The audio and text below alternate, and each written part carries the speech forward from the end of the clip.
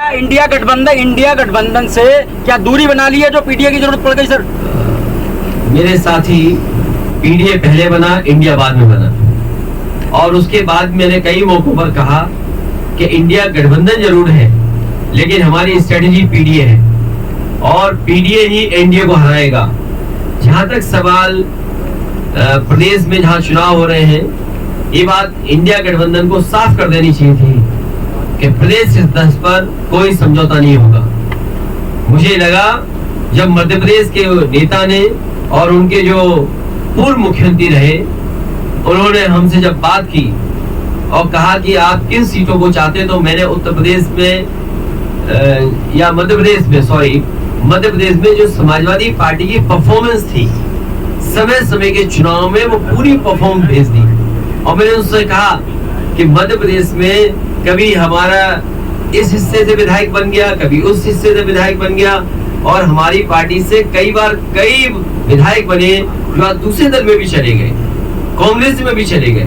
और मैंने याद दिलाया कि जिस समय कांग्रेस को समर्थन की जरूरत थी, उसमें सबसे पहले समाजवादी पार्टी के विधायक ने समर्थन किया था और सरकार बनी थी। हम बीजेपी के खिलाफ हैं और जिस समय भी कांग्रेस के नेताओं से बात हुई, उस समय मैंने कहा कि हम बीजेपी को हराना चाहते हैं, जो हमसे सहयोग लेना चाहो ले लो। और उस समय उन्होंने बैठक करके रात में 1 बजे बैठ करके, जिसमें हमारी पार्टी के एमएलसी रहे श्याम सुंदर जी, विधायक रहे दीपक, हमारे प्रदेश के अध्यक्ष, पार्टी के संगठन के डॉक्टर मनोज, इन लोगों ने बैठ करके कांग्रेस के वरिष्ठ नेता दोनों पूर्व मुख्यमंत्रियों से बात की। उन्होंने रात के 1 बजे जब मीटिंग खत्म हुई, उन्होंने आश्वासन दिया कि 6 सीटें लगभग आपको दी जा सकती हैं और वो खबर अखबार में भी छपी। मुझे भरोसा हो गया कि 6 नहीं, कम से कम 4 दे देंगे। लेकिन जब सूची आई कांग्रेस की, तो जो हमारा सिटिंग एमएलए है उस पे भी उन्होंने प्रत्याशी घोषित कर दिया। इसलिए मजबूरी में समाजवादियों को अपने जहां मजबूत क्षेत्र है वहां पर कार्यकर्ताओं की भावना को समझते हुए हमें लड़ाना पड़ रहा है। मैं ये भरोसा दिलाता हूं कि समाजवादी पार्टी उन्हीं सीटों पे लड़ेगी जहां पार्टी का संगठन है या संगठन उनको कहेगा हम बीजेपी को हराना चाहते हैं, उस लक्ष्य में हम लोग आगे बढ़ेंगे। सर, और जहां तक सवाल है एक कांग्रेस नेता के बारे में, आजमगढ़ का रिश्ता समाजवादियों से बहुत गहरा है। अगर कोई आजमगढ़ पर टिप्पणी करेगा तो वो लोग भी सुनने के लिए तैयार रहे या फिर सोच समझ करके बोले। अगर अपने बड़े नेताओं से पूछ करके बोल रहे हैं आप, तो बात अलग है। लेकिन अगर आप आजमगढ़ पर कुछ बोलेंगे, जो इमोशन आजमगढ़ से समाजवादियों का है, हो सकता है कांग्रेस का इमोशन रायबरेली अमेठी में भी वही हो। तो हम लोगों ने कभी टिप्पणी रायबरेली अमेठी पे नहीं की, इसलिए उनको सावधान रहना चाहिए। आजमगढ़ जैसी जगह पर उसी तरह के इमोशन का भाव है, इसलिए टिप्पणी करने से पहले बहुत सोचना चाहिए। सर, शाहजहांपुर का कहना है कि जो कैंडिडेट आपने कांग्रेस के खिलाफ खड़े किए हैं, उससे भाजपा को फायदा मिलेगा। वो लेकर आपको थोड़ा ऊपर का मौका मिलता है। ये शाहजहांपुर का ऐतिहासिक थोड़ी सी ऊपर करिए कार्यकर्ताओं का सम्मेलन था।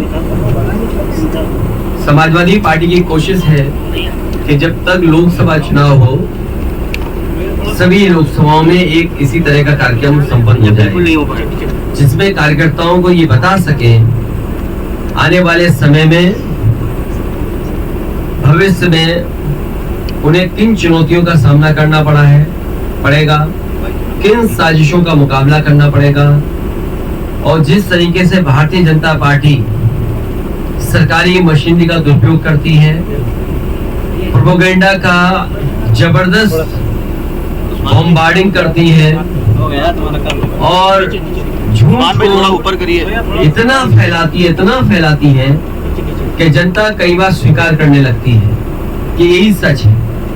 और नफरत की राजनीति, लगातार लोगों को बांटने की राजनीति, समाज में दूरियां कैसे बने उसकी राजनीति लगातार भारतीय जनता पार्टी कर रही है। उससे समझाने के लिए ये शिविर लगातार समाजवादी पार्टी चलाती रहेगी।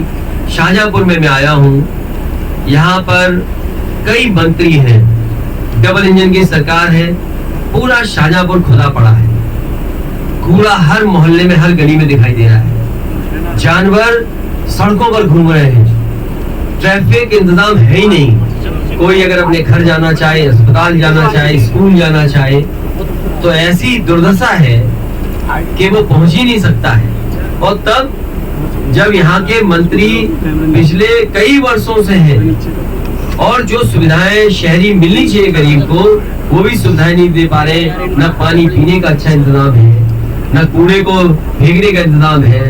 अच्छा, जानवर को लेकर के इतना पैसा सरकार खर्च कर रही, हजारों करोड़, उसके बाद भी सड़कों पर सांड घूम रहे, लोगों को हर दिन टक्कर मार रहे। पूरे शाहजहांपुर में कहीं भी धान की खरीद नहीं हुई, किसान का धान तैयार है, लेकिन ये सरकार ने जो तय की एमएसपी, अगर एक भी किसान का एक बोरा भी धान इस सरकार ने खरीदा हो तो बताएं हमें। पूरे के पूरे शाहजहांपुर का धान में लूट हो रही है, सरकार का कोई इंतजाम नहीं है, न गन्ने की कीमत बढ़ी, बिजली महंगी है। एक बहुत पुराना पुल गंगा पर और रामगंगा पर नेताजी ने कभी बनाया था, एक हिस्से को दूसरे हिस्से को जोड़ने के लिए आराम से लोग पहुंच जाते थे। जब से पिलर डैमेज हुआ है आज तक इस सरकार ने सुध नहीं ली, अभी भी वैसा ही शाहजहांपुर दिखाई दे रहा है, अभी भी पहुंचने के लिए 150 किलोमीटर दूर जाना पड़ रहा है। ये पहला मेडिकल कॉलेज था जिसमें केंद्र और स्टेट गवर्नमेंट को मिलकर बनाना था।